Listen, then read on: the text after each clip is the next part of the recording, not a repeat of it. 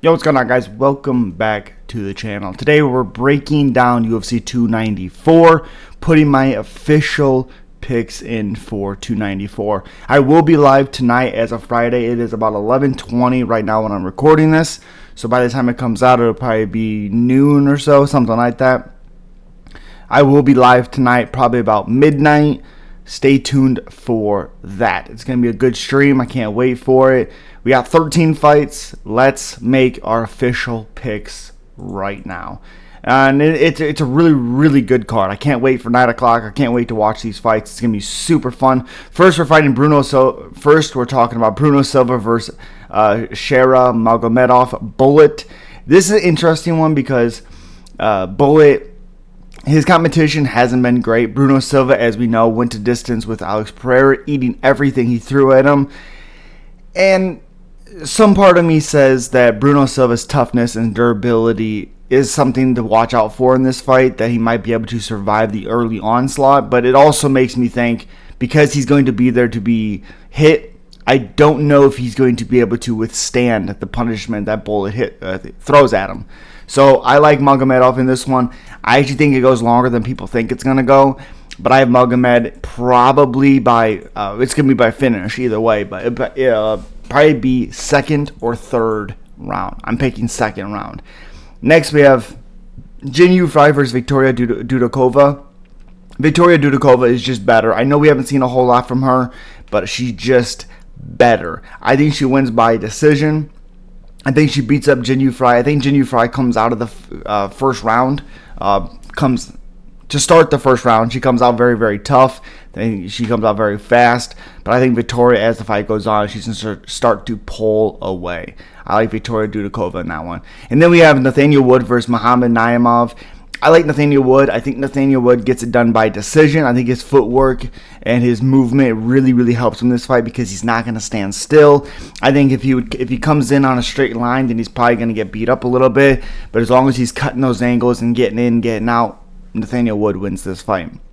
And then next we have the absolute lock of the card.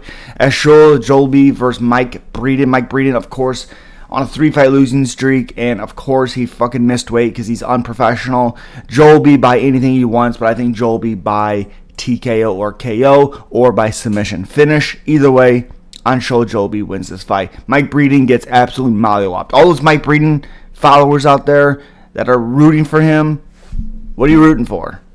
Okay. Next, we have Sadikas Dumas. This is what I heard this morning. Abu Azardar.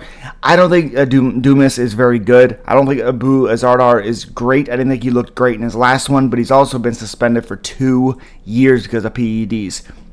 I don't think it's going to be a pretty fight. I don't think it's going to be a great one, but I have Dumas winning probably by decision. But I also wouldn't be surprised if Dumas doesn't really show up. It doesn't really look great.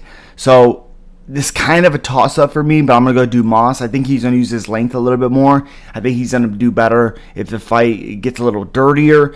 Power-wise is for surely on Abu, but I like Dumas to go the distance. And next we have Javid Basharat versus Victor Henry. I like Basharat. I think Basharat wins by a decision. I don't see either one of these guys getting finished. The speed, the footwork is great from Victor Henry, but the footwork and counterability and the pinpoint accuracy for Javid Basharat and the good takedown defense when he needs it, if he needs to at least implement that game, even if he doesn't get him down, he's still doing a little bit more work. I think it's going to be a close fight, maybe controversial a little bit. Javid Basharat wins this fight. Next, we have Muhammad Yaya versus Trevor Peek. I don't know why people are all over Trevor Peek. I don't really understand it. Muhammad Yaya has fought better competition. He has a little bit more finishes. Well, Trevor Peek has 8 finishes, but he's just a wild man, and I cannot pick him as being a wild man. I like Muhammad Yaya probably by submission or TKO or KO. I like Muhammad Yaya probably by submission. I don't really know if that fight goes the distance. Now we have Tim Elliott versus Muhammad Makev. Muhammad Makev, as we know, just came off the knee surgery or knee injury, and that was only 6 months ago, which is wild. Tim Elliott, this fight is going to be awesome for as long as it lasts. I see this fight going crazy early, a lot of good scrambles, but I see eventually Makev getting a submission win over Tim Elliott. I'm very excited for this one. I think this is a sleeper pick on the card. I really, really like this one. Potential for fight of the night. And then you have Syed Magomedov versus Muin Gafurov. I think Murin, it's not Murin because there's no R. Gafurov, I think he gets a win. I think this fight is competitive early, but as the fight goes on, it's not going to be crazy competitive. I have Gafurov by decision. Next, we have Askarov versus Alves, who is stepping on short notice. Made the weight, looked good. I have Askarov winning by TKO or KO. I think his pinpoint accuracy and his power and his takedown defense or offense really, really helps him in this fight. Alves has nothing to lose. Honestly, shouldn't even be here. It's a crazy opportunity for him, Askarov, to win this fight. Next, we have Johnny Walker versus Muhammad Ankalaev. I have Ankalaev winning by decision. I just think he's a little bit too boring, too safe, to look for that finish. I definitely think he can get a finish. I definitely think he can submit him, finish him with punches. But I think his grappling ability, I know Walker's good offensively, but we've seen him look not so great. And the only chance Walker has to win this fight is by creating chaos. And I don't think after that first round he's going to be able to create chaos. Muhammad Ankalaev wins this fight. Next, we have Usman versus Khamzat Chimaev. I think this fight is going to be much tougher than people are giving it credit for. I don't really see Chimaev ragdolling Usman. Whether he beats him or not, he's not going to ragdoll him. I see Usman putting up a pretty good fight. In the end, though, I have Chimaev winning a decision. And honestly, Usman may retire after this fight. It's very likely. But it's going to be a competitive fight, much more than people are saying it's going to be.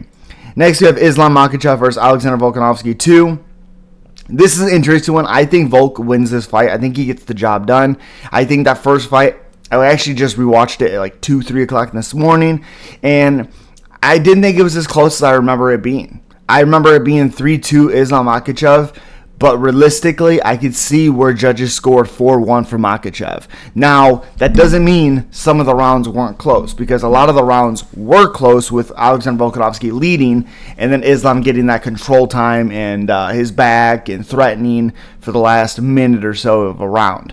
So it's a weird round. Like, there's one round where they both get a drop, so it kind of negates that, and then Makhachev gets his back, gets him down, and then rides the rest of the round out on his back. Well, that's a Makhachev round. That's what that is. So this one, I think Volkanovski being a little bit more aggressive when it comes to the scrambles on the ground with grappling and all that stuff. I think Volkanovski actually needs to, again, rewatching it last night or this morning, Volk needs to use more of his leg kicks inside and outside, get him off balance a little bit, and tighten up his combinations. When the times he was able to catch Islam Makhachev was when he was accurate, when he was fast, when he was switching his stances and hitting him and moving forward. And he also can't overcommit because we've seen Islam have a lot of success countering. So that's something Alexander Volkanovski has to watch out for. Also, secret weapon that he has to watch out for is that nasty left head kick that Islam sneaks in when he was sneaking in against Alexander Volkanovski in their first fight. If you go back and you watch, there's a couple of times where Islam threw it, landed. There's also a couple of times where he didn't throw it but could have because he was there all freaking night. This is going to be a good fight. This is going to be a great fight. I can't wait for this fight, but I do think Volkanovski gets the job done. As always, guys, subscribe, like, comment. Let me know who you are picking. I'll see you at the next one. You guys know what it is. Peace.